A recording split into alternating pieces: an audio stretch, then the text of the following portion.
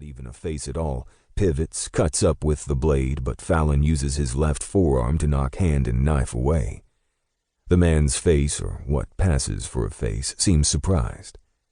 A moment later, Fallon is driving his right hand flattened hard against the killer's throat. The crack is almost deafening. The man's eyes bulge in shock, and the blow drives him back till he slams against the iron railing at the corner, the end of the passageway. Fallon tries to grab the knife, but both of the man's arms start waving as he tries to regain his balance, as he tries to remember how to breathe. But he can't. Spittle comes between his lips. He's like a whirlwind now, and the other 5 men outside of the cells watch in fascination and amusement. Even those still inside their cells are transfixed. All they do is hold their tin cups outside the bars. Fingers grip other bars as they watch, laugh, hiss, joke, and pray. The man moves farther over the rails. He opens his mouth as if to scream, but he can't scream. He can't breathe. He can't do anything but die. Fallon has learned several things in prison, including how to crush an attacker's larynx. The shiv drops over the side. Damn, Fallon could have used that to defend himself against the other 5 killers. The arms stop waving, and then the faceless man starts to slip over. His mouth opens as though to scream, but he cannot scream either. A second later, he's suspended in the air, prison brogans pointing toward the hard ceiling, and then there's nothing. A long silence follows, stretching toward infinity, before the sickening crunch of a body seems to shake the prison house to its very foundation. Fallon's heart races. He wets his lips, turns back toward the 5 other men. The shuddering of the passageway ends, and the man in the center, who might have a mustache and beard, though that appears to be against the prison policy, whatever house of corrections Fallon is in, walks to the edge, puts his hand on the rail, peers over. He spits saliva, which drops toward the corpse, broken and bloody, and stares sightlessly toward the impenetrable ceiling.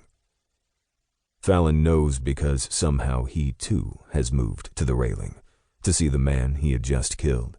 Another kill for a one-time lawman turned killer.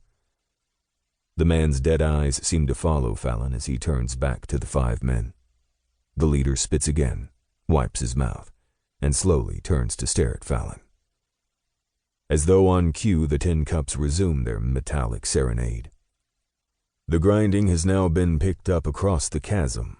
Prisoners there have likewise resumed raking cups against the bars, and so have the prisoners on the floors below.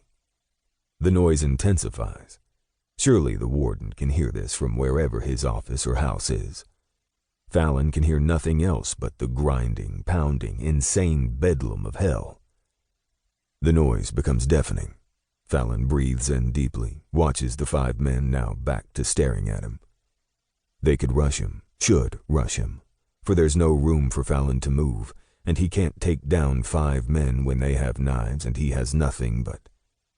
He takes a chance, steps forward quickly, and as a tin cup rattles from one bar to another, Fallon strikes hard with his left hand against the wrist.